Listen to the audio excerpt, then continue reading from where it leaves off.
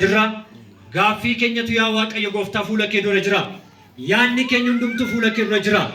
Sagalee keetu yaa Waaqayyo hidhaa barootaa hiika. Gaaffii barootaa deebisa. Sagalee keetu waan hin jirre jiraachisa. Sagalee keetu yaa Waaqayyo gooftaa maccaa waan haaraa hojjechuu danda'a. Maqaa gooftaa Yesuus Kiristoosiin ati waaqarraa nutti dubbadhu. Si dhageenya yaa Waaqayyo gooftaa. Yeroon kun kan eenyu yoo hin taane kan keeti. Gooftaa Yesuus Kiristoos yeroo baay'ee keessaa yeroo kana adda goote nuuf laatte akka nuti si dhageenyu akkasirraa yaa Waaqayyo ayyaana fudhannu maqaa Yesuus Kiristoosiin yeroo kanatti nutti dubbadhu yaa Waaqayyo gooftaa dhageenye akka nuti itti hin fayyine wanti gochuu barbaadu miirri fooniif dhiigaa ergamni seexanaa yaada keenyatti dubbachuu kan barbaadu maqaa kee maqaa Yesuus Kiristoosiin amma yeroo kana kan rukutame haa ta'u qilleensa kanarraa lafa kanarraa jireenya keenyarraa maqaa kee maqaa Yesuusiin dubbii qulqullaa'aatiin kan mormu sagalee kee yaa Waaqayyo isa jireenyaan mormuu inni barbaadu maqaa kee maqaa Yesuus Kiristoosiin kan dhaame haa ta'u ati nu gargaarii nutti dubbadhu ameen maqaa Yesuusiin ol jenna sagalee Waaqayyoo amma dubbisee wajjin laallaa utuu irra deebi'ee hin dubbisiin jecha tokko jedhanii wayii isinitti meetan sagalee Waaqayyoo dhageenyaa jechuudha. Namatu as bahee amantoota gaaffii gaafatee yaada dhiyeessee fi namni yaada isaa utuu irraan kaachisiin yaa abbaa keenyaa jedhee xumuru kadhannaa kana namni xumuru yaadni isaa utuu irraan socho'iin nama kana xumuree fi fardaaf koorichaa isa kennamaa jedheen. Yeroo akkas jedhu nama lama ka'anii daddafee nama jedhu yaadni isaa immoo kanarraa hin kaanne jedheeni daddafanii yaa abbaa keenyaa maal otoo jedhaniiti kooraa isaa wajjin jettee jedheni tokko. Yaadni isaa eessa jira? Iddoo kooraa sanaa jira jechuudha. Malee kadhannaa sana yaadaan duukaa bu'ee kadhachaa jiru jechuudha. Maal jechuun barbaade yeroo fuula gooftaa keenyaa dura teenyu akkuma qaama foon keenya kanan argamne hafuurri keenyas guutummaa guutuutti Yesuus Kiristoosiin barbaaduu dheebochuu fannoo irratti of dhiyeessuu qabna malee yaadni keenya gara biraa socho'e taanaan bu'aa hin qabaannu jechuudha. Yaadni keenya guutummaa guutuutti yeroo mana Waaqayyoo keessa teenyu tajaajilli kamillee iddoo kanatti kan ta'u yaada qulqullaa waan ta'eef yaada keenya guutuu dhaggeeffachuu itti gargaaramuu qabna jechuufan jedhee mee sagalee Waaqayyo nama dubbisee irra deebi'eetan dubbisa. Elaa obboloonni wal wajjin jiraachuun attam gaarii attam namattis tola. Inni akka dibata gati jabeessa isa mataarraa areedatti gadi yaa'uti. Akka isa areeda Aaroon irraa morma wayyaasaa irratti gadi dhangala'uti. Inni akka sanyii fixeensa tulluu Heermoon isa tulluu Xiyoon irraa bu'uti. Eebbi jireenya hin dabarre achirratti akka argamu Waaqayyo abboomeera jedha. Kutaa kana keessatti dubbiin Waaqayyoo kan inni nutti dubbatu waa'ee wal wajjin jiraachuu obbolootaa, waa'ee tokkummaa obbolootaa cimsee sagaleen Waaqayyoo kun iddoo kanatti nutti dubbata. Daawit sagalee kana keessatti yeroo dubbatu obboloonni wal wajjin jiraachuun gaarii bareedaa akka ta'e sirriitti gadi qabee iddoo kanatti nutti dubbata. Daawit yeroo dubbatu waa'ee wal wajjin jiraachuu obbolootaa kana bifa lamaan akka nuti hubachuu dandeenyutti akka nu galuu danda'utti waa lama bukkee qabee yeroo inni waa'ee wal wajjin jiraachuu obbolootaa nutti himuu hin agarra. Dibata gatii jabeessaa jedhee yeroo inni dubbatu hin agarra. Wal wajjin jiraachuun obbolootaa dibata gatii jabeessa isa bu'aa qabu wanti gatii jabeessa ta'e gatiin isaa jabaa waan ta'eef barbaadamaa akka ta'e dibata gatii jabeessatti fakkeessee yeroo as keessatti dubbiin Waaqayyoo nutti dubbatu agarra. Isa Aaroon dibame yeroo inni fakkeessu dibanni Aaroon dibame dibata qulqullaa'uuf yookiin hojii tajaajila lubummaadhaaf isa inni dibame kanatti yeroo inni fakkeesse dubbatuu fi tulluu beekamaa Heermoon jedhamutti yeroo inni fakkeesse dubbatu tulluu kanarratti immoo wanti argamu fixeensi wayii akka jiru yeroo inni dubbatu argina. Tulluun Heermoon kun daangaa Sooriyaa, Liibiyaa fi Israa'el gidduutti kan argamu cabbii tullaan tulluu kanarratti tulluu Heermoon kanarratti kan argamu achirraa cabbiin kun yaa'ee gara Yordaanosiif gara galaana Galiilaatti akka yaa'u nu agarsiisaa jiru. Maaliif Daawit kanatti fakkeessee dubbata? Sagaleen Waaqayyo maaliif nutti dubbata? Wanti xiqqaan wanti muraasni walitti dhufee waan guddaa ta'uu akka danda'u, waan cimaa ta'uu akka danda'u cimsee nutti dubbata. Fixeensi tulluu Hermoon irraa galaana lamatti akka inni yaa'uu danda'u nu agarsiisaa jiru. Gara Yordaanosii fi gara galaana Galiilaatti yaa'uu akka inni danda'u nutti dubbataa jiru. Wanti sagalee Waaqayyo kana keessatti arginu wal wajjin jiraachuu obbolootaa. Obboloonni wal wajjin jiraachuun gaarii akka ta'e nutti dubbata. Macaafa lallabaa 4 lakkoofsa 9:12 irrattis waa'ee waan kanaa argina. Namni tokko ta'uurra lama ta'uun gaarii akka ta'ee fi qunceen sadii yoo walitti fohame cituu akka hin dandeenye dubbiin Waaqayyo kun nutti dubbata. Egaa sagalee kana bu'uura godhachuudhaan akkama tureetti kan wal wajjin ilaallu tokkummaa hafuuraa kan jedhu wajjin ilaallaa jechuudha. Tokkummaa hafuuraa sagalee Waaqayyo kana keessatti maaliif tokkummaa hafuuraa jettee isa jettaniif iddoo kanatti wanti gaggeeffamu waa'ee hafuuraati, waa'ee mootummaa Waaqayyooti, waa'ee Kiristoos. Kanaaf tokkummaa isa kaan iddoo biraatti ilaaluu dandeenya.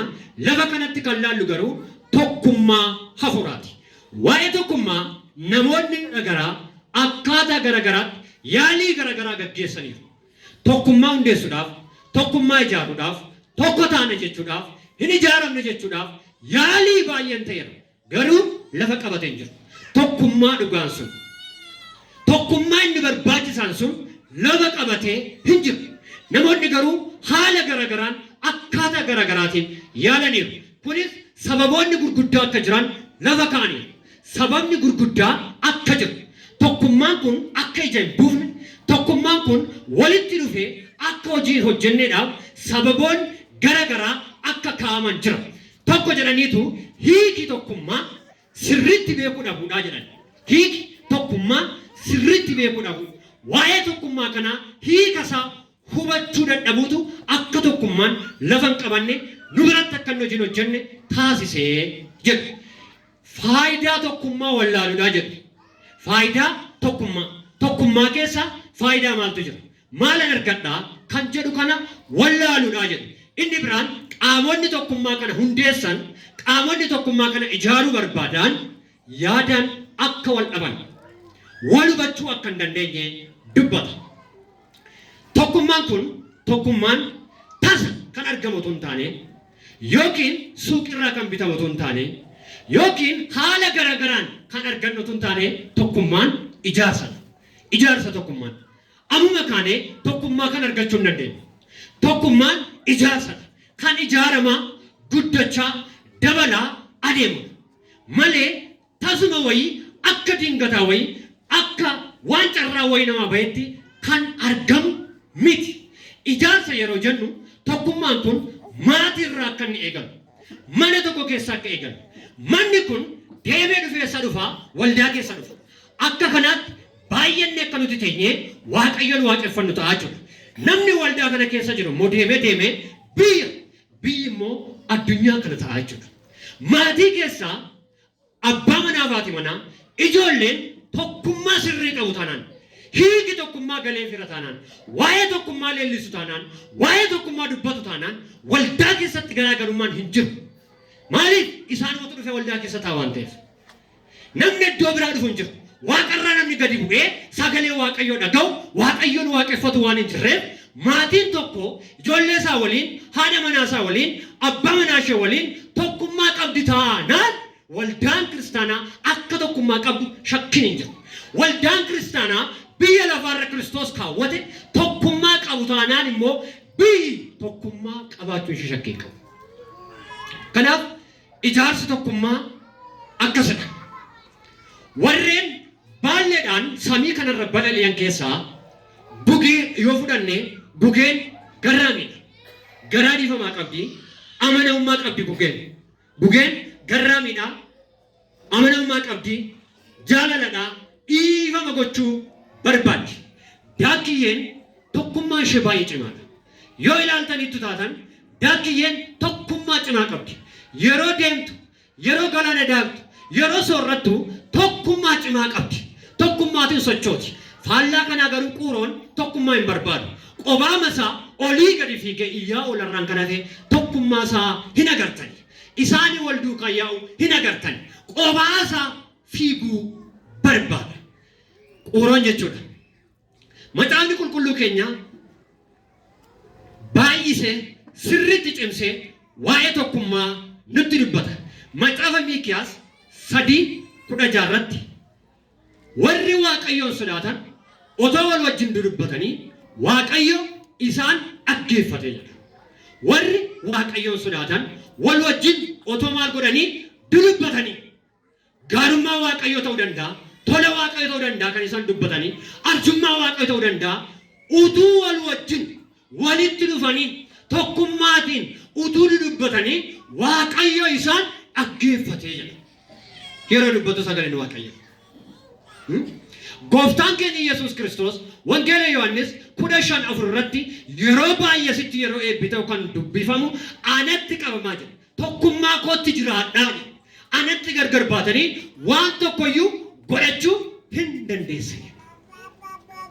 Ana malee bu'aa buusuu hin dandeessani. Tokkummaa koo ala baatanii anarraa fottoqxanii qofaa keessan deemtanii waa gochuu hin dandeessani jedhe gooftaan keenya.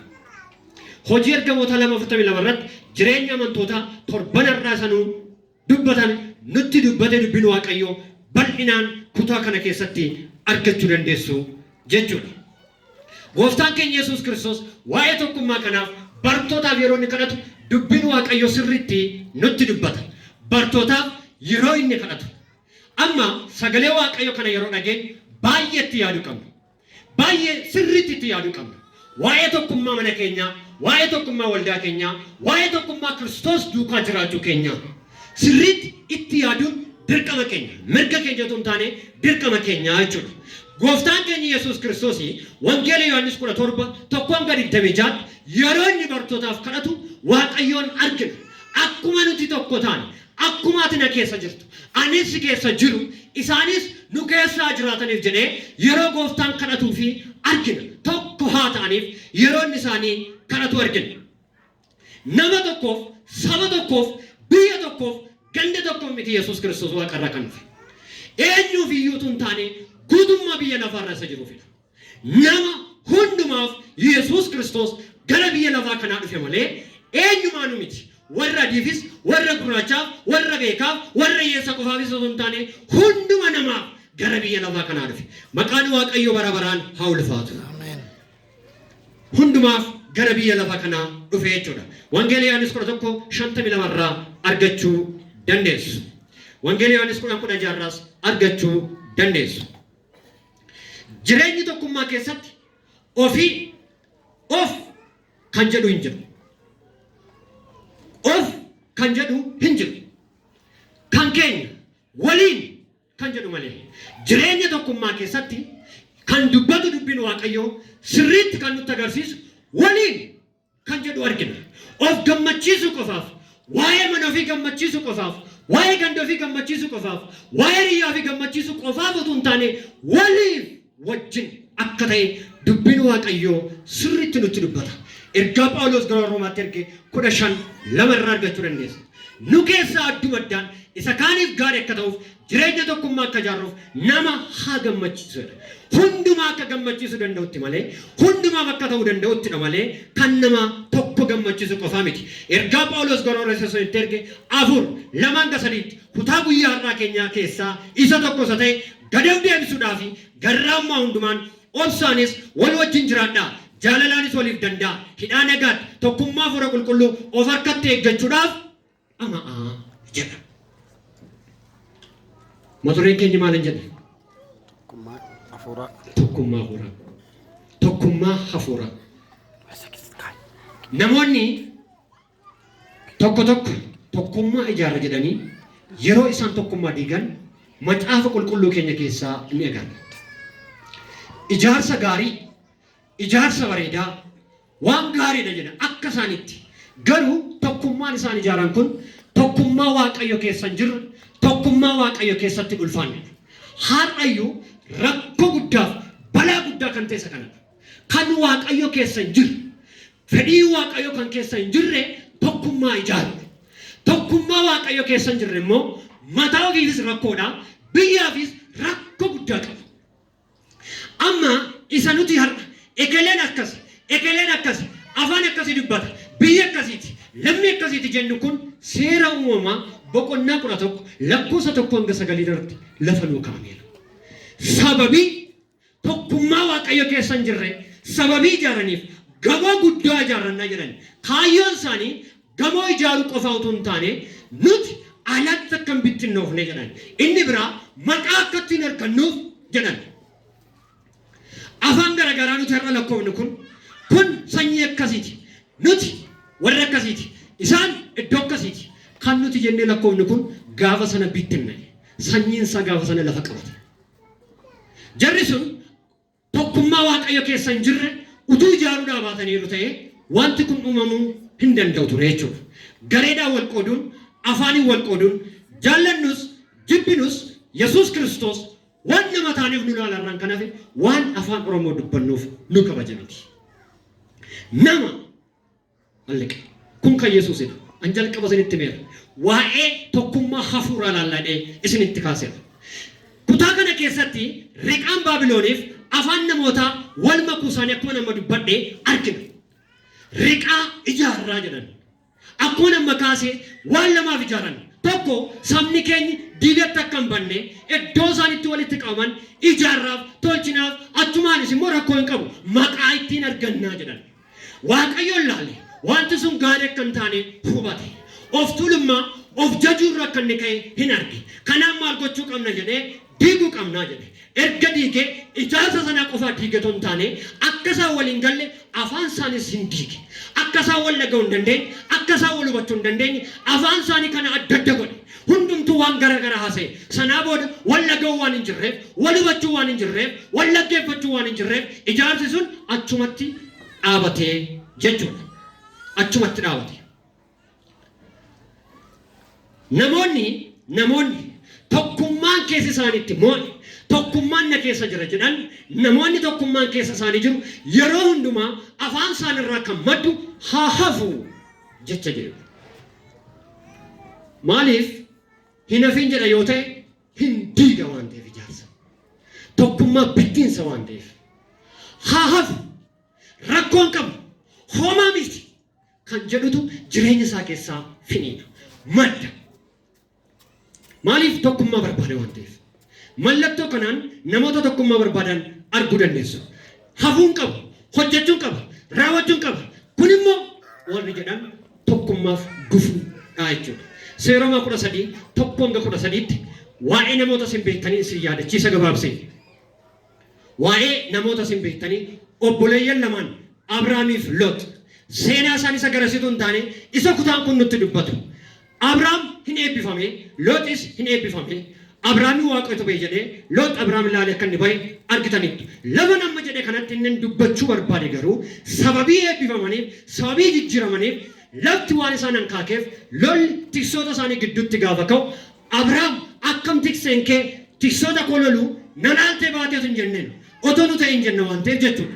Nalaaltee baatee siin Waaqayyo iyyuu waamne, siin Waaqayyo iyyuu hin barbaanne. Na duukaa baatee kaatee tommo immoo ijoollee keenyatti yaafattaa, tiksoota keenyatti yaafattaa hin jenne. Lakki jedha. Ani bate obbolaadha. Wal loluun nurraan eegamu. Feetu karaa mirgaa kanaa qabadhu. Ani immoo gara bitaan naqa rakkoo hin qabu. Yoo asiin jaallatte immoo asiin naqa. Nuti lamaan wal loluun nurraa hin eegamu. Dubbiin kun hafuu qabaa jedha. Hafuu qaba. Lolli nurraa eegamu hin qabu jedha. Haa hafuu baay'isu. Macaafa Saamu'eel lammaffaa 2:26-27 irrattis balaa guddaa, lola guddaa Yihuudaa fi Israa'el gidduutti yeroo inni gaggeeffamu, yeroo lolli cimaan ta'u, namoonni yeroo wal fixan, obbolaan lamaan yeroo wal galaafatan kutaa kana keessatti Abeneer namni jedhamu maaloo hamma yoomitti obbolaan wal fixaa? Hamma yoomitti billaa wal irratti kaasnaa? Hamma yoomitti wal galaafannaa? Jedhee Yoo'aab yeroo inni gaafatu. Maal taatu hafe? Lola kana too dhiifne nu obboloota keessa maaliif ariitu? Maaliif galaafattu? yeroonni jedhu yoo eebis yaada isaa dhaga'e dhugaa waaqayyo isa jiraataati utooti yaada kana naanneessine ta'e warri na biraa obboloota isaanii ari'uudhaaf fixuudhaaf qophii irra jirra ture yeroonni jedhee dubbatu dubbiin waaqayyo iddoo nama isinii kenne kun nutti dubbata. Haa hafuutu keessaa madda. Haa hafuu jechuun dandeenyu taanaan tokkummaa ijaaruu keessatti ga'ee hin qabu. Siruma ga'ee hin qabu. Fudhattanis fudhachuu baattanis ga'ee hin qabu. Dhugaan macaafarra jiru isa kanadha. Lakkina taabadu jechuun dandeenyu taanaan tokkummaa macaafni qulqulluu gooftaan keenya Yesuus Kiristoos nurraa barbaadu hojjechuu hin dandeenyu. Ormoota duukaa tokkummaa akkan ijaarre macaafni qulqulluu ifatti nutti dubbata. Macaafa Isaayyaas 31 irratti. Ormoota duukaa yeroo jennu hawaasummaa waan garaagaraa wajjin jiran utuu hin taane waan isaan hojjetan hojii xiqqaasa isa waaqayyo hin barbaanne isa waaqayyo hin feene jechuudha. Hiriyaa keenya gammachiisuuf maatii keenya gammachiisuuf wanta nuti hojjennu tokkummaa akkasii akka nuti hin uummanne kutaa kanarratti ni argina jechuudha.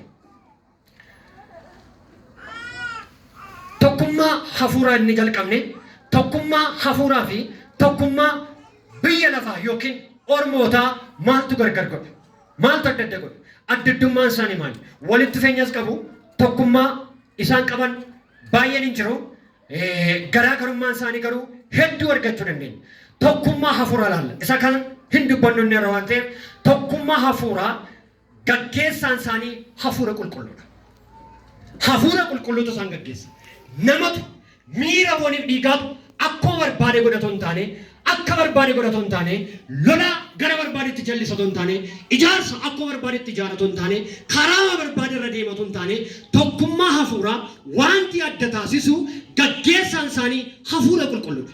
Hafuura qulqulluutu kuni gaarii karaa kanarra beenu tokkummaa kana keessa seeni akkaataa kanaatti tokkummaa kana waliin jiraachuu dandeessaa jedhee kan gaggeessu hafuura qulqulluudha. Hafuura qulqulluutu isaan gaggeessa. Kanatu adda nu taasisa. Hafuurri qulqulluun nu keessa jiru taanaan hamaa gaarii nutti fakkeessa. Adda addummaa tokkummaa nutti fakkeessa. Kanaaf gaggeessaan isaanii hafuura qulqulluudha. Galmi isaanii kan lafarraa utuu hin taane kan waaqarraati. Namni yeroo tokkummaa ijaaru galma isaa ilaallateetu iddoo kana ga'uu qabna jedheetu ka'a. Amma riqa Baabiloon isa amma ilaalle kana galmi isaanii fiixee waaqaa qaqqabuudha. Saba walitti qabanii iddoo sana kaa'uudha. Ittiin beekamuudha. Kana jechuudha tokkummaan lafarraa. Galma murtooftuu yeroo murtaa'aaf kan taa'u jechuudha. Inni kan keenya garuu galmi keenya ol mootummaa waaqayyooti. Achi ilaalla jechuudha. Tokkummaan hafuuraa waa'ee mootummaa waaqayyoo leellisa. Dubbata waan ta'eef galmi keenyi achidha. Isarratti xiyyeeffata. Inni biraa garaa wal dhoksuun hin jiru. Tokkummaa hafuuraa bira garaa wal dhoksuun wal gowwoomsuun wal sobuun hin jiru. Wal sobna taanaan tokkummaa hafuuraa keessa hin jirru jechuudha. Wal gowwoomsina taanaan tokkummaa hafuuraa keessa hin jirru jechuudha. Isa kaan abbaan fedha gochuu hin danda'a isa kana. Nuti dhugaa jiru isa nu keessa jiru waan ta'u qabu dubbachuudha. Kanatu adda taasisa. Tokkummaa dhugaa kana isa sirri isa afaan hin dubbannu utuu hin taane tokkummaa sirrii kana eenyurraa barraasa jedhu waan lama qofaan isinitti himu. Waan baay'ee jechuu dandeessu isin eenyurraa barra sirriitti eenyutu nu barsiisa isa jedhuudhaaf sadan tokkummaarraa baruu dandeenya tokkummaa. Gabaabumatti sadan tokkummaarraa baruu dandeenya. Sadan tokkummaa irraa abbaa ilma hafuura qulqulluurraa baruu dandeenya. Abbaa ilma hafuura qulqulluu wal akka hin caalle amalaan hojiidhaan aaboodhaan adda addummaa kan qabne sirriitti kana beektu. Yeroo barumsa amantii cimsannaa barattan bartaniittu. Kanaaf tokkummaa dhugaachuun isa kanadha. Isa garaa wal dhoksanutu hin taane quuqamni nama tokko rakkinni nama tokko gammachuun nama tokko akka isaatitti gara gadi isaatti hin laafne. Tokkummaa dhugaarraa baruu kan dandeenyu isa kanadha. Waan isaan godhan tokko waan isaan hojjetan tokko garaa wal dhoksuun inni tokko kan beeku inni tokko kan wallaalutu hin taane hundi isaanii kan beekanidha. Tokkummaa dhugaa kanarraa bara. Inni biraa unumatti laateetu akka nuti tokkummaa dhugaarraa barru bu'aa dhagna keenya kanaati. Bu'aa dhagna keenya kanarraa tokkummaa dhugaa bara. Macaafa qulqulluu keenya keessaa jira. Qorontoota isa duraa 12 14 kaastanii bu'aa dhagna keenya kanarraa tokkummaa dhugaa bara. Amma namni eenyu yaa ta'u nama ta'ee biyya lafaarra kan jiru gaafa qeensaa tokkitti xiqqoon caafii dhukkubsattu qaamni isaa guutuun namni dhukkubsanne hin jiru. Fala barbaada, hiika barbaada, dhukkuba sanaaf qoricha barbaada. Yoo maal godhe fayyuu hin danda'a, yoo maal godhe yaala argachuu hin danda'a jedha. Miilli keessaa harki waa hiixataa, yaadni ajajaa, hundi isaanii wal gargaaranii iddoo miidhamte sanaa suutu. Bu'aa dhagna keenyarraa baruu dandeenya. Akka kanaati jechuudha tokkummaa dhugaa jechuudha. Malee isa arraba keenyaan dubbannu tun taane akka kanaati. Yeroo inni tokko gammadu duukaa faarfachuu, yeroo inni tokko gaddu duukaa gaddu kan kooti jechuudha. Gaafa harki keenya dhukkubsatu miilli keenya nu biraan hafu, ijji keenya nu biraan hafu, gurri keenya nu biraan hafu, arrabni keenya nu biraan hafu. Seeruma uumaatu akkas godhee jedhama caalu. Akka isaan wal wajjin jiraatan, akka isaan wal gargaaran, hiddi isaanii walitti jira. Hiddi isaanii walitti jira waan ta'eef isaan kanarraa bari. Namoonni tokkummaa hin jaalanne amanamummaa waan hin qabneef. Amanamummaa waan hin qabneef tokkummaa hin barbaadan. Iddoo tokkummaa maaltu jira? Amanamummaatu jira. Amanamummaatu iddoo sanatti argama waan ta'eef amanamummaa hin qaban. Kanaaf tokkummaa balaaleffatu. Tokkummaa balaaleffatu. Macaafa Miikiyaas raajichaa 2:10 irraa argachuu dandeessu. Amanamummaa hin qaban. Maaliif nuyi walii keenyaaf amanamuu dhabnee walirratti ka'uudhaan kakuu abboota keenyaa cabsine? Walii keenyaaf maaliif amanamummaa dhabnee jedha. Hojii ergamoota 5:1-4 kutaa yeroo baay'ee dubbatu Anaaniyaaf Saafiraas tokkummaa ergamootaatti dabalaman. Garuu shakkii horan amanamummaa irraa barbaadamu waan hin raawwanneef waan isaan ta'an isiniyyuu beektu. Amanamummaa hin barbaadan. Egaa tokkummaa kana namni hedduu akka dubbate, namni hedduu sirbaan haa ta'u, walaloon haa ta'u, lallabuun haa ta'u, faarfachuun haa ta'u, kallattii garagaraan waa'ee tokkummaa kana dubbate. Maaliif waa'ee tokkummaa kana namni barbaadaa isa jedhuufi tokkummaan humna guddaa waan qabuufi. Humna guddaa qaba. Tokkummaan humna cimaa qaba. Akkuma dubbanne jalqaba macaafa faarfannaa 33 irratti akkuma jalqaba ilaalle humna xiqqootu humna guddaa ta'a. Humna muraasatu humna baay'ee ta'a. Kanaaf tokkummaan kun humna waan qabuufi walitti dhufee. Hojii ergamoota 4:32 irratti argachuu dandeessu. Itti dhuftanii yoo dubbifattan. Humna guddaa ergamoonni humna guddaa argisiisuudhaan du'aa ka'uu gooftaa keenya Yesuus dhugaa ba'anii ayyaana guddaas qabu turanii. Warra kaan keessaa garuu namni tokkollee dhimma isaanii keessa lixuu ija hin jabaanne keessa lixu. Maaliif kana goote jechuun maaliif? Sababii isaan tokkummaa qabaniif. Tokkummaan humna qabaa jenneerraa waan baay'ee dubbanneerraa tokkummaa kana immoo maaltu humna godhachiise? Humna kan godhachiise jira. Wanti tokko callisee cimaa jechuu hin dandeenye. Wanti cimaa isa taasise jira. Namni tokko beekaadha kan jennu wanti beekaa isa taasisu tokko jira. Namni tokko hin danda'a kan jennu wanti akka inni danda'u isa godhe tokko jira.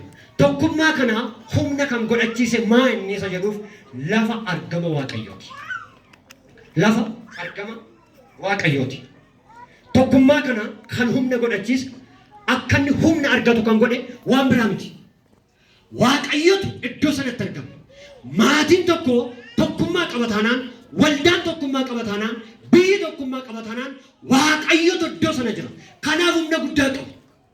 Seexanni moo hin danda'u, rakkinni moo hin danda'u, wanti kamillee yoo ta'e moo hin danda'u. Maaliif? Waaqayyotu jira. Argama Waaqayyotu iddoo sana. Kutaa keenya guyyaa irraa kutaa wangeelaa keessatti nuu dubbifameera. Wangeela Maatewos 18:20 irra jira jechuudha amma dubbachaa jiru. Waaqayyotu achitti argama. Iddoo argama Waaqayyooti. Lafatti Waaqayyo argamudha. Iddoo namoonni lama yookiis sadii maqaa kootiin walitti qabaman achitti nan argaman. Isaan gidduun jiraan maqaa kootiin namoonni lama yookiis sadii lafa argama Waaqayyooti. Waaqayyotu iddoo sana jira jechuudha. Waaqayyotu waan achitti argamuuf humna qaba. Lafa Waaqayyo jiru wanti dadhabamu hin jiru. Lafa Waaqayyo jiru hidhaan taa'u hin jiru.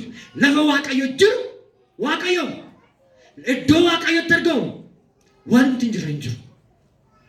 Waaqayyo immoo callisee lafa fe'etti hin argamu. Lafa tokkummaan jiru Waaqayyotu jira. Wangeela Maatewos 28:20 argachuu dandeessu. Tokkummaa kan humna godhachiisan biraa waliif dhimmuutu jira. Waliif oo'utu jira. Garaa walii laafutu jira. Walii gadduutu jira. Walii ba'uutu jira. Walii gammaduutu jira. Dhimma walii qabaachuutu jira. Maal na galche waa'ee isaachuun hin jiru. Maal na laallata waa'ee isheechuun hin jiru. Rakkattee dhimma isheeti. Beeloftee dhimma isheeti. Daartee dhimma isheeti. Gammadee dhimma isaati. Sadarkaa argatee dhimma isaati. Kan itti hin dhagaamne utuu hin taane tokkummaan humna akka godhatu kan godhe waliif dhimmuutu jira. Waliif dhimmuutu jira. Waliif dhimmuutu jira. Waliif dhimmuun garaa keenya keessa hin jiru taanaan, laphee keenya keessa hin jiru taanaan, isa nuti arraba keenyaan wal huruursaa oolutu hin taane, wal sussobaa oolutu hin taane, isa keessi keenya waliif dhiigudha. Isa amma hundumti keenya iyyuu gaafa wal dubbisnu maqaa dachaatiin wal waamu.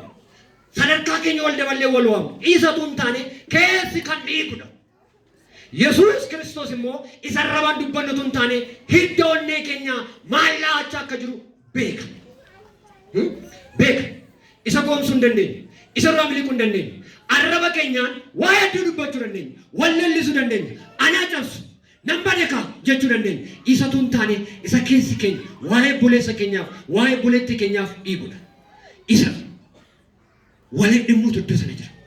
Waliif dhimmuun otoo jiraatee namni waliin balleessu, namni waliin ajjeesu, namni walirratti hin qabu, namni gufuu walirratti hin gangalchu, namni lola hamaatiin waliin balleessu, jecha hamaatiin waliin balleessu. Tokkummaan waan hin jirreef, tokkummaan otoo jiraatee waliif dhimmuutu jira.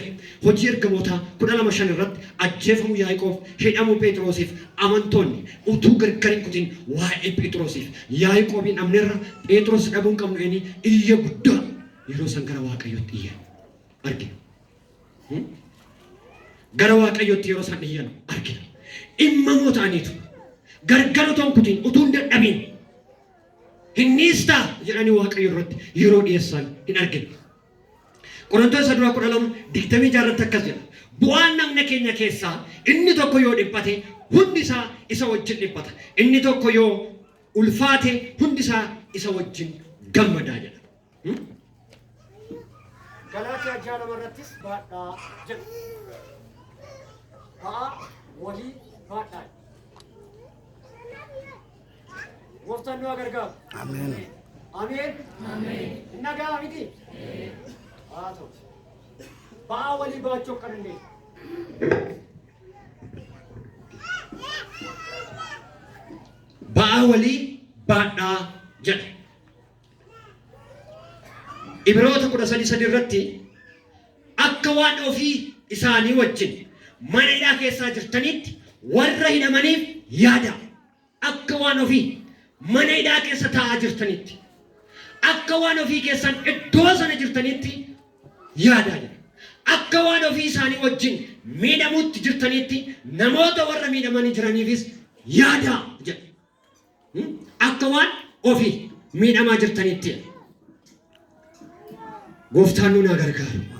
Tokkummaa hafuuraa isa sirrii isa Waaqayyo nurraa barbaadu qabaachuu akka dandeenyu Gooftaan keenya Yesuus nu na gargaaru. Tokkummaan keenyi akka hin banneef maal gochuu qabna? Amma dubbii Waaqayyo nutti dubbateera. Warri tokkummaa keessa hin jirre jaallattanii utuu hin taane ani mucaa Yesuus Kiristoosidha. Yesuustu na barbaade dhiiga isaan na bite jettaniitu taanaan dirqama tokkummaatti galtu. Ani Yesuusuma hin barbaade yottan adda baatu jechuudha. Kanaafi Gooftaan nu gargaara. Mana keessa warri tokkummaa hin qabne, garee garaa keessa warri tokkummaa hin qabne deebisee waan nu ijaaruu fi tokkummaan keenya kun akka hin banneef maal gochuutu nurraa eegama. Tokkummaan hafuuraa kun inni Waaqayyo nurraa barbaadu, inni Yesuus Kiristoos nurraa barbaadu kun akka hin banneef maal gochuu qabna isa jedhuuf wantoota akka wal qoqqooddu nu godhurraa fagaachuu. Akka wal qoqqooddu, akka nuti wal qirceessin isa nu godhurraa fagaachuu. Bakka tokkummaan keenyi akkatti fufuudhaaf Waaqayyo nu gidduutti akka argamuudhaaf wantoota akka wal qoqqoodduuf sababa ta'an Kiristoos wajjin tokko akka hin taane, maatiin tokko akka hin taane, gareen kamiyyuu tokko kan taaneedhaaf sababa isa ta'u kanneen akka wal qoqqooduu sana keessaa ba'u fagaachuudha. Maaliif jalqaba dubbanneerra gooftaan keenya Yesuus Kiristoos hundumaaf waan ta'eef saba tokko biyya tokko ganda tokko utuu hin taane nama hundumaaf wantoota akka wal qoqqooduu irraa fagaachuudha. Yesuus hundumaaf du'e.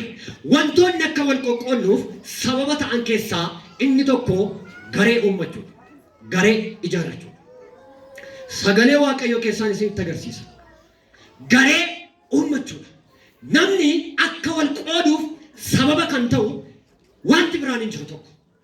Garee uummachuudha. Gareen gaafa ijaaramu, gareen gaafa uumamu jalqabu utuu hin jaalatiin wal qoonnachuudha. Yeroo wal qoonni tokkummaan keenya ittiin fufu hiika godhachuu hin danda'u. Foolii hin qabaatu. Gogaama isaati. Tokkummaan dubbannaa finyaa kana mayyoo marfeetti keenya ammoo dhiitaa fakkaata. Duwwaata. Akkas taana jechuudha. Tokkummaan dhugaan sun nu keessa hin jiru taanaan. Nu keessaa mul'atu taanaan garee uummachuutti deebina jechuudha. Gaafa garee uummannu tokkummaan keenya itti fufuu hin danda'u. Macaafa moototaa isa duraa tokkorraa kaastanii yeroo ilaaltan ilma Daawit takkaa erga inni dhalatee waa ittiin jedhee hin beekuudha. Ilma Daawit tokko. Erguma inni dhalatee waa ittiin jedhee hin beekuudha. Bareedde, fokkiste, cabdee, nyaattee, dhugdee, achi jirta, as jirta jedhee hin beekuudha. Nama kana jalaa kan qabu, kan dhowwaat, isa duukaa kan hiriiru garee qaba ture. Ilmi Daawit Adooniyaan garee qaba. Gareen isaa yeroo hundumaa Yoo'aabii fi Abiyaataa lubicha ture. Jarreen kaan hin ta'u jedhaniitu yaada isaa mormaa turan. Daawitis erga inni dhalatee waa ittiin jedhee hin beekuudha. Garee kana lamaan ijaarrateetu utuu dibata mootummaa hin qabaatiin, utuu dibata gaggeessummaa hin qabaatiin anumatu gaggeessaa ta'uu qabaa jedhee yeroo inni lagatti gadi bu'ee wacu dubbii Waaqayyoo kana keessatti agarra. Ergaa Phaawulos gara warra Qorontositti erge isa duraa tokko 10:17 irratti Phaawulos waldaa Qorontositti yeroo inni dubbatu dubbii kana keessatti argina. Obboloota koo jedhe isin hundumti keessan waan dubbattanitti akka walii galtan yaada tokkoon akeekkattanii tokkummaadhaanis raawwachuudhaaf akka qophooftan malee isin gidduutti gargar ba'uun akka hin jiraanne maqaa gooftaa keenya Yesuus Kiristoosiin isinan gorsa. Gargar ba'uun isin gidduutti akka hin argamne. Waldaan Qorontos iddoon amma isin kana keessatti garee afuritti qoodaman. Leellistoota afur leellisuu jalqaban bakka afuritti wal qoodan. Inni kaan kan Phaawulos jedhe. Eeshi jennaan. Inni kaan immoo kan Aphiloosidha. An garee Aphiloosi. Tokko immoo an Keefaati jedhe. Inni kaan immoo kan Kiristoos jedhe. Inni kan Kiristoos jedhe gaariidha. Bareedaadha. Inni gaariidha. Waldaa tokko keessa garee afurtu argame iddoo kanatti. Qoccolloon isin gidduu akka jiru dhagayeera jedha ture Phaawulos. Gaarii akkam taane dubbata. Kiristoostu gargaaramee Phaawulos immoo isiniif fannifameere jedha. Sanuma Kiristoos jedha. Kanaaf akka wal qoqqoodnu kan godhu garee uummachuu. Garee uummachuu nuti duukaa hiriiru gareen keenya tokkoof tokko Kiristoos Yesuus qofa. Gara kanaa yeroo dhufu gara mana waaqeffannaa kanaa yeroo dhufu waa'ee Kiristoos yeroo yaadu yeroo hundumaa ijji keenya isa irra jira. Isa ilaalu, isa gareen keenya, isa dubbataan keenya, isa falmaan keenya, isa gargaaraan keenya, dukkanni kan isa sodaachisu, rakkoon kan isa yaaddessin, beelli kan isa dararre isadha. Gareen keenya isa. Aphiloosis nama, Keefaan nama, Phaawulos nama. Har'as namni garee kan uummatu nama wajjin. Eenyuma wajjin iyyuu miti. Ergama Waaqayyo faanas miti. Garee kan uummatu nama waliin. Tarii gandaasaa ta'uu danda'a. Tarii hiyyaasaa ta'uu danda'a. Tarii barsiisaa ta'uu danda'a. Tarii maatiisaa ta'uu danda'a. Kun macaafa qulqulluu keessatti gaarii akka hin taane dubbiin Waaqayyoo nutti dubbata.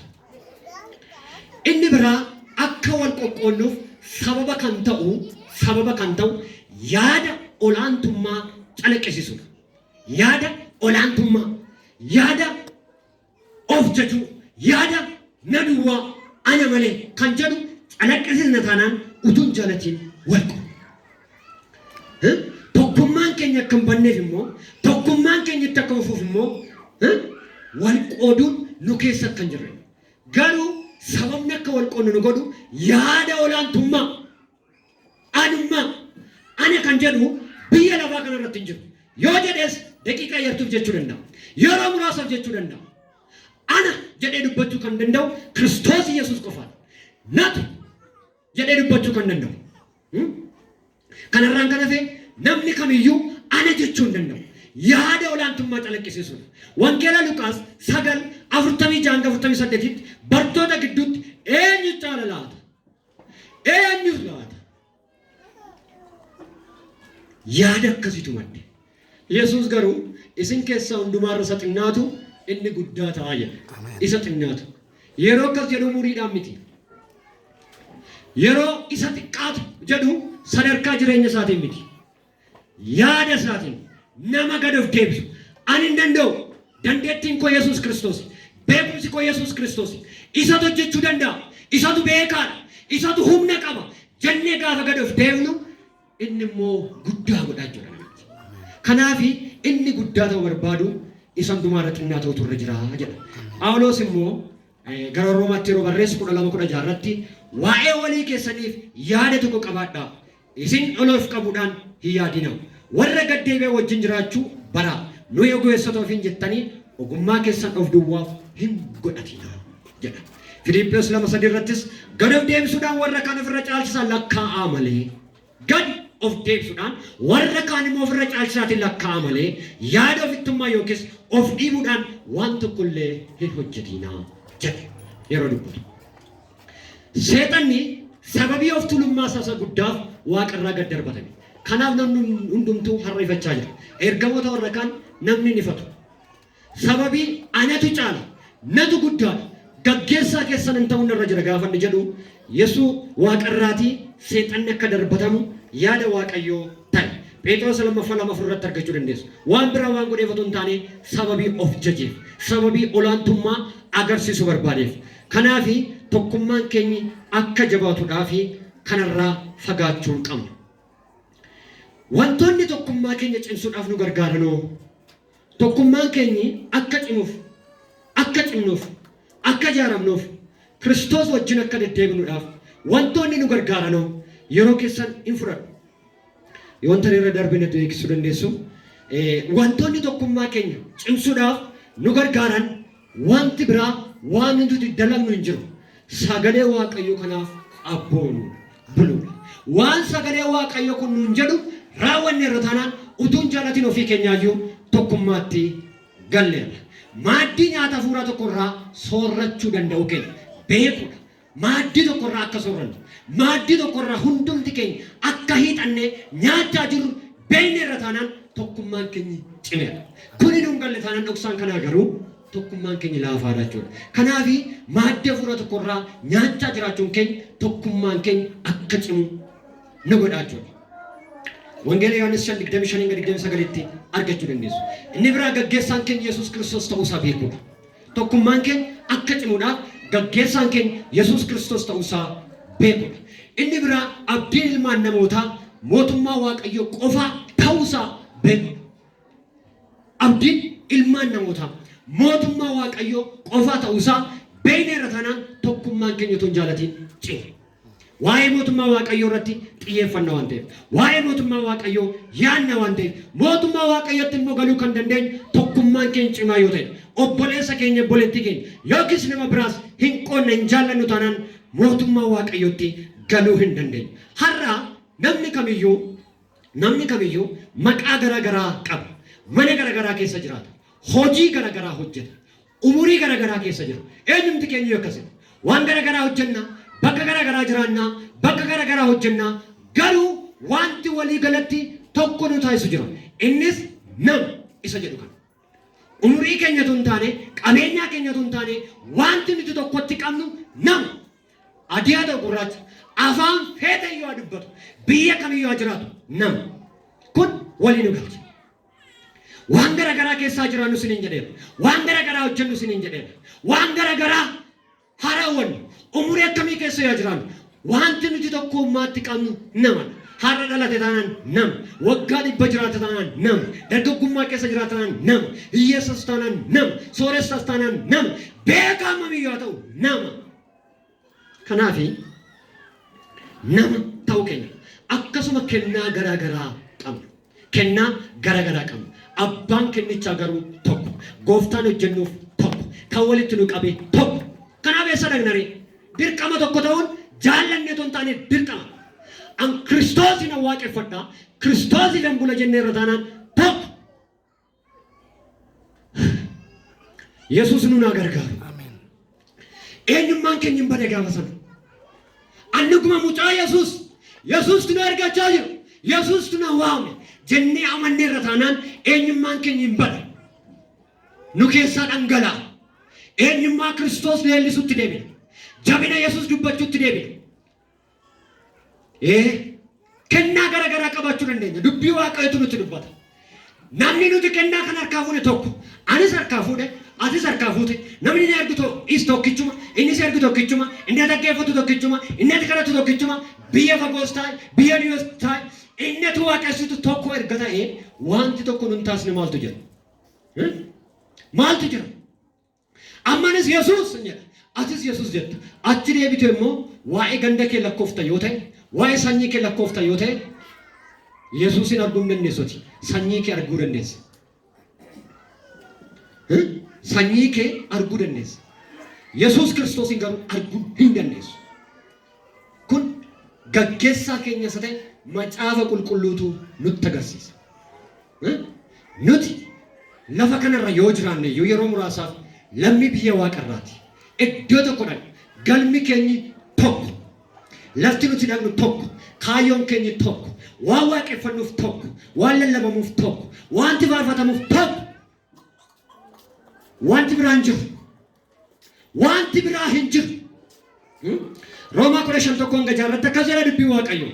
Nu keessaa adduma addaan isa kaaniif gaarii akka ta'uuf jireenya tokkummaas akka ijaaruuf nama haa gammachiisuuf yaada tokkotti qabamtanii sagalee tokkicha Waaqayyo Abbaa Gooftaa keenya Yesuus Kiristoosin akka galateeffattan isin haa gargaaru. Qorontoos 12 hanga 11tti hafuurri qulqulluu kennaa garaagaraa kennuusaa abbaan kennichaa garuu tokkicha sana amma dubbadhe ta'uusaati. Egaa baay'achuun keenya akka nuti tokko hin taaneef daangaa yookiin gufuu ta'uu hin danda'u. Hammamiyyuu haa baay'annu. Hammamiyyuu haa baay'annu. Hammamiyyuu baay'ee haa taanu. Baay'achuun keenya akka nuti tokko hin taaneef gufuu ta'uu hin danda'u. Sababa ta'uu hin danda'u. Sababa ta'uu hin danda'u. Sababa ta'uu hin danda'u. Walirratti hirkannee yaada wal deeggarree irruma caalaa hojii gaarii akka nuti hojjennu, hojii bareedaa akka nuti hojjennu, tokkummaa gaarii waan bu'aa qabeessa akka nuti hojjennu nu taasisa malee baay'achuun keenya akka nuti tokko hin taane gochuu hin danda'u. Waan baay'anneef tokko ta'uu dadhabne wanti jedhamu hin jiru. Waan akkas taaneef tokko ta'uu dadhabne wanti jedhamu hin jiru. Afaan garaagaraa waan dubbanneef tokko ta'uu dadhabne wanti jedhamu hin jiru. Hojii hafuuraa keessatti hin jiru. Ergaa gooftaa keenya Yesuus Kiristoos keessatti hin jiru. Waan baay'anneef iddoo sana biyya guddatan keessa taa'ee Yesuus Kiristoos yeroo waamu ani as taa'ee yeroo waamu tokkicha waama jira. Hunduma keenya ija tokko ilaala. Ati beekaadha qabeenya guddaa qabda. Ati baadiyyaa isa du'aa keessa jiraatta nuun hin jedhu. Tokkuma. Tokkuma. Ati beekumsi kee fagaateera. Irra caalaa siin hin dhagaan jedhu. Ati hin baranne barumsa gahaan qabdu. Siin immoo boodarra yaadadhan jedhu.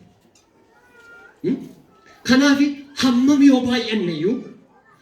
yoo baay'anne tokkummaan keenya akka jabaatu hojii gaarii akka hojjennu taasisa. Ergaa Phaawulos gara Roomaatti erge 12:5 irratti akka jedhu nuyi dhagna tokkotti bu'aa dhagna baay'ee qabna. Bu'aan dhagnaa hundin immoo hojii adda addaa qabu jedha. Akkasuma nuyis immoo utuu baay'ee taane jirru Kiristoos dhagna tokko. Nuyis bu'aa dhagna waliiti. Bu'aa dhagna waliiti. Hammam baay'anne yoo jiraanne iyyuu. Hammam baay'anne yoo jiraanne iyyuu. Kanaafi waan namni waldaa keessa guuteef, waan namni biyya keessa guuteef akkan jalqaba jedhe ijaarsi sun toleera taanaan, maatiin tokkummaa qaba taanaan, waldaan tokkummaa qaba, biyyi tokkummaa qaba. Kanaaf tokkummaa keenyatti gufuu ta'uu hin danda'u. Qorontoos duraa 17 irratti buddeena tokkicha waan jiruuf nus immoo hammam yoo baay'anne iyyuu hundumti keenya buddeena tokkicha sanarraa waan hirmaannuuf nuyi dhagna tokkichaa jedha. Hammam yoo baay'anne iyyuu hammam hedduu yoo taane iyyuu maaddii tokko irraa soorannaa jedha. Maaddii tokko irraa soorannaa jedha. Kun waliin nu galchaachuu isaati bakka. Erga maaddii tokko irraa soorannee adda addummaan jiraachuu hin qabu jechuudha. Adda addummaan jiraachuu hin qabu jechuudha. Argamuu hin qabu jechuudha. Maaddii nuti irraa soorannu maaddii gooftaa keenyaa Yesuus Kiristoosidha. Yesuus Kiristoosidha. Sooranni keenya maaddiin keenyas akkuma nama dubbachuuf yaadu anis Yesuus hin jedha. Yeroo rakkina koottis yeroo gammachuu koottis gammadee gooftaa galatoom hin jedhamu. Yeroo rakkadhus na waammata. Inni sunis hin waammata. Nuti lafatti nuti lakkaa'amne irratti wal geenyu Yesuus Kiristoos irratti. Sanyii Yesuusidha taanaan, ijoollee Yesuusidha taanaan, macaafa qulqulluu hordofaa jirra taanaan, duukaa buutota Kiristoos Yesuus taanaan kanatu nu keessaa finiina malee waa'een garaagarummaa nu keessaa hin maddu jechuudha. Yeroo baay'ee namni baay'ee waan garaagaraa kaasa. Sana keessan seenuun. Amma kan dubbii Waaqayyoo nutti dubbatu tokkummaa cimaa Kiristoos duukaa akka qabaannu. Kiristoos wajjin tokko taane irra taanaan hawaasummaa wajjin tokko ta'uun keenya salphaa. Namni tokkummaan isaa gaafa goolamu hafuura Waaqayyoo ala ofii isaa gaafa gaggeessu. Mana isaa keessa Yesuus Kiristoos hin jiru innaa ta'e laphee isaa dhugaatti dhugaan macaafa keessa jira taanaan ergaa Yesuus Kiristoos keessa jira taanaan jecha arraba isaarraa waa'een adda addummaa hin qabu. Miidhamee to'aafuu baay'isa akka jalqaba dubbanne. Mana keenya keessa tokkummaan dhugaan jira taanaan Yesuusin argannaa jechuudha. Yesuus nu wajjin jiraachuudha. Waldaan keenya waldaa tokkummaa qabdu. Waldaa fakkeenyummaa qabdu. Beeksisuudhaaf utuu hin taane isa laphee keenya irraa madde walii keenyaaf tokkummaa qabna taanaan Yesuus nu gidduutti argamaa jechuudha. Gaafa Yesuus nu gidduutti argamu olaantummaaf gadaantummaan hin jiru jechuudha. Hundumtuu tokkicha. Ijoollee Yesuus Kiristoos, ilmaan Yesuus Kiristoosidha. Kanaaf dubbiin Waaqayyoo har'a kan nutti dubbachaa jiru tokkummaa keenya haareeffachuu akka dandeenyu. Warri itti jirtan jabaadhaa. Warri garuu iddoo sana hin jiru. Warri yeroo hundumaa waa'een tokkummaa isinitti mul'anne har'a iji keessan haa banamu. Lapheen keessan haa dhaatu. Onneen keessan tokkummaa leellisuu irratti haa jabaatu. Isa kana dubbiin Waaqayyoo kan nutti dubbatu. Yoo kana hin taane hojii Waaqayyootti fufsiisu wangeela mootummaa Waaqayyoo babal'isuun hin danda'amu. Saakaan warri kaan hojjechaa jiru waan ta'eef. Kanaaf Yesuusin arguudhaaf hidhaan keenya akka hiikamuuf jaalalli foolii qabu nu keessatti akka argamuu fi hirmi jibbaa sana, hirmi gandummaa sana, hirmi eenyummaa sana of keessaa dhangalaasuudhaan har'a Waaqayyo carraa nuu kenneera. Carraa nuu kenneera. Mana keenya keessatti Kiristoos wajjin tokkummaa kan dhabne, kanaaf maatii keenya wajjin tokkummaa dhabne. Kanaaf waldaa keenya keessa dhufnee goolii kaasa. Sammuun keenya waa'ee goolii yaada yeroo hundumaa. Lapheen keenya waa'ee daddummaa kaasa. Inni immoo kanaaf, isheen immoo kanaaf akka nuti jennu yeroo hundumaa keessi keenya dhaataa jechuudha. Mana keenyatti deebinee Kiristoos wajjin tokko haa ta'u. Tokko haa ta'u. Inni nurraa hin fagaatu. Inni nurraa hin baqatu. Nuti dugdatti garagalfatee taa'e. Nuti dugda keenyatti garagalfisee taa'e. Yeroo sana nu dhiise. Gaafa wajjin tokkummaa jaarutti kaan gaafa wajjin tokkummaa keenya cimaa adeemu otoo hin jaalatin inni nu gaggeessa. Inni nu gaggeessa. Inni nu barsiisa. Hayi kun sirrii miti nuun jedha keessuma keenyaa ka'e. Lakkini si jette kana itti gaabbina yoo yaanne iyyuu. Itti leeyyaana jechuudha. Utuu hin dubbatin, utuu jaarsan diigin, utuu waa yaadan, hojii qajeelaa hin mormin itti gaabbina jechuudha.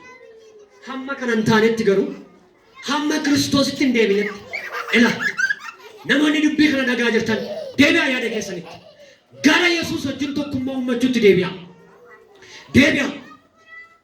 Faarfachuun, lallabuun, kadhachuun waan garaagaraa akkuma goon tokkummaa Kiristoos wajjin maaddii soorataa keenyaa kana isarraa soorannu kanatti deebi'uun mirga keenya otoo hin taane dirqama keenya. Yesuus Kiristoos duukaa buuna taanaan jaallanni otoo hin taane dirqamatu nurra jira. Sana keenya gooftaan nuuf haa eebbisu. Mee lafa ol kaanee hin kadhanne. Ol kaanee Waaqayyoon hin kadhanne. Namoonni tokkummaa kanaan Yesuusin arguudhaaf murteeffatan kaleessa hin gadde yaada keessan keessatti kan moo'e amma amma fuula Kiristoositti of dhiyeessaa. Waaqayyo ijaarsa hamaa kana laphee keessan irraa yaada keessan irraa hin diigu. Ijaarsa seexanni sin irratti ijaare akkasin Kiristoosin hin agarre akkasin Waaqayyoon hin agarre waan hamaadhaan akkasin miidhamtan isa godhu kana isin irraa fageessee isinitti dhiyaate isin wajjin tokko ta'uudhaaf gooftaan nu gargaara. Isin gargaara waan ta'eef yaada keessan murteessaa. Tokkummaa Abbaadha qulqulluu irraa warri fagaattan, tokkummaa Kiristoos irraa warri fagaattan, tokkummaa tajaajiltoota irraa warri fagaattan, tokkummaa kiristaanota irraa warri fagaattan.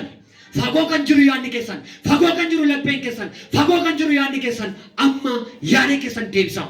Waaqayyo gooftaa keenyaan kadhannaa, hojjetaa wangeelaa buleessa keenya gammachiisu wajjin kadhannaa, cimsinee Waaqayyootiin kadhanna.